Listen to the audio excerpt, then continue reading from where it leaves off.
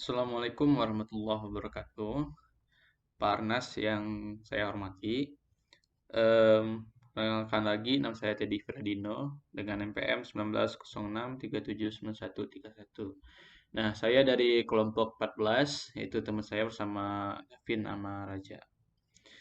Oke, di sini saya mungkin lanjut aja untuk mempersingkat waktu. Rasanya kami membuat yang bernama pipe trolley. Nah, di sini bentuk alat ini digunakan untuk mengangkut pipa, pipa-pipa baja kah, pipa besi. Nah, intinya pipa itu ditaruh di atas pipe trolley ini. Nah, ini adalah bentuk detail engineering drawingnya. Nah, dia sebenarnya terdiri dari ada dua. Yang pertama body yang di bagian sini, bagian kanan. Kemudian bagian kiri adalah bentuk dari wheel. Kemudian yang body terdiri atas macam-macam part. Nah, di sini kami udah bagi-bagi tugas untuk membuatnya. Nah, seperti yang kita lihat, ada forerunner, ada main runner, dan sebagainya. Untuk mempersingkat waktu, ini adalah bentuk part-part kami. Kemudian ini dari wheel. Nah, kita lanjut ke assembly strategi. Nah, assembly strategi tersebut, karena seperti yang saya bilang tadi, pectorally ini dia terdiri dari dua bagian gitu, dua assembly. Nah, yang pertama itu assembly di bagian body, kemudian assembly di bagian wheel. Nah, yang pertama sekali itu kita harus assembly di bagian yang body nih, yang bagian atas. Kemudian sesuai dengan ikutin panah, setelah dia jadi assembly body sama assembly wheel, dia digabung baru jadi pipe trolley. Lanjut, ini adalah bentuk bagan untuk joinnya. Bisa dilihat.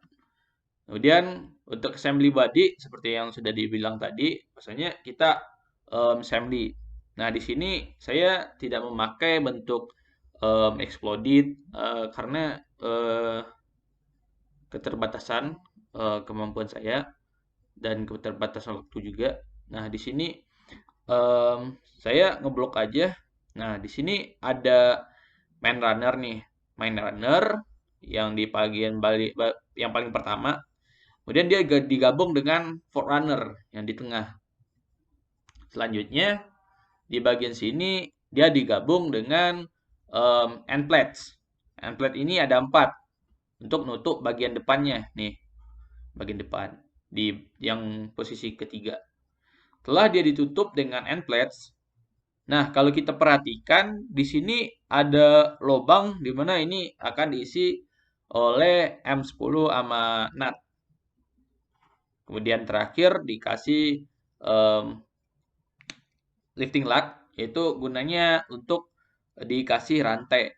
Rantainya buat apa? Untuk ikat si pipanya biar nggak jalan-jalan atau jatuh.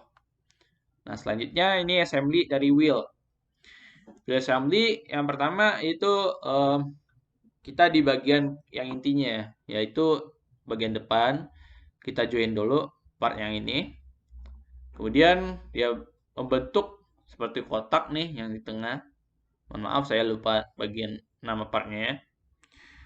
Nah, kemudian dikasih wheel supper. Wheel supper untuk kerangka untuk nyangkutin si roda, masang roda, sorry. Masang roda. Nah, setelah dikasih wheel supper, yang keempat itu dia dikasih um, as dan juga boltnya. Kemudian baru dipasang bentuk slide supper. Slide supper ini gunanya buat apa? Buat ngubungin nanti sama body gitu. Supaya si wheel assembly ini dia gabung dengan body assembly. Nah, selanjutnya kita masuk ke stress analysis. Oke, di sini mungkin bisa dilihat dari sini aja. Materialnya kami menggunakan, sorry, buat saya memilih bagian forerunner. Kenapa saya pilih bagian forerunner? Karena dari sekian part saya, forerunner adalah yang paling penting. Kenapa penting? Forerunner ini berfungsi sebagai penyangga di tengah-tengah tadi. Forerunner dengan main runner. Nah, di sini menggunakan Varaniannya material steel galvanized. Nah, di sini bisa kita lihat saja. Kemudian physical-nya ada kayak gini, center gravity, load juga udah ada tertulis tertera. Oke, selanjutnya kita masuk ke stress analysis. Stress analysis saya ngambil di yang pertama yaitu bentuk von Mises, sorry. Ya, baik, saya lanjutkan di analisis von Mises. Ini untuk ngecek apakah distorsi terjadi di sini. Tapi kita lihat di sini masih berbentuk hijau, berarti ini masih aman. Kemudian ini principal stress. Kita lihat di sini masih lumayan aman, meskipun di bagian fixnya udah kelihatan warna oranye. Tapi ini cuma buat nentuin gitu aja. Selanjutnya ini adalah displacement. Displacement ini untuk memperlihatkan di bagian mana terjadi